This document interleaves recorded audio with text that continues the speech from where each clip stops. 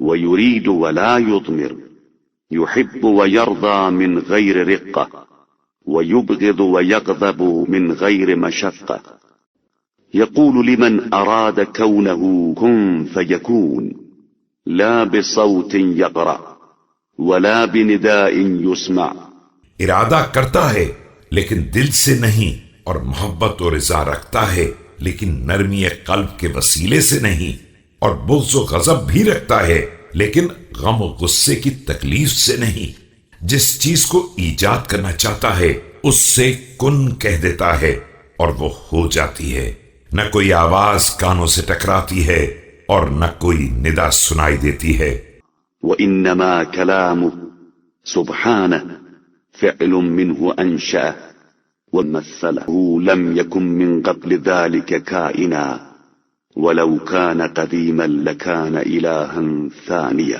اس کا کلام در حقیقت اس کا فعل ہے جس کو اس نے ایجاد کیا ہے، اور اس کے پہلے سے ہونے کا کوئی سوال نہیں ہے، ورنہ وہ بھی قدیم اور دوسرا خدا ہو جاتا۔ لا يقال كان بعد أن لم يكن فتجري عليه الصفات المحدثات، ولا يكون بينها وبينه فصل، ولا له عليها فضل، فيستوي الصانع والمصنوع، ويتكافأ المبتدع والبديع۔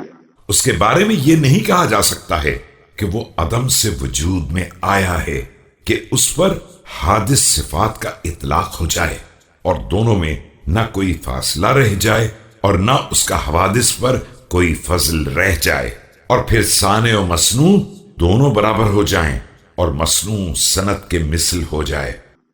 خلق الخلائق على غير مثال خلا من غيره، ولم يستعن على خلقها بأحد من خلقه، وأنشأ الأرض فأمسكها من غير اشتغال، وأرساها على غير قرار، وأقامها بغير قوائم۔ اس نے مخلوقات کو بغیر کسی دوسرے کے چھوڑے ہوئے نمونے کے بنایا ہے، اور اس تخلیق میں کسی سے مدد بھی نہیں لی ہے۔ زمین کو ایجاد کیا اور اس میں الجھے بغیر اسے روک کر رکھا، اور پھر بغیر کسی سہارے کے گاڑ دیا، اور بغیر کسی ستون کے قائم کر دیا۔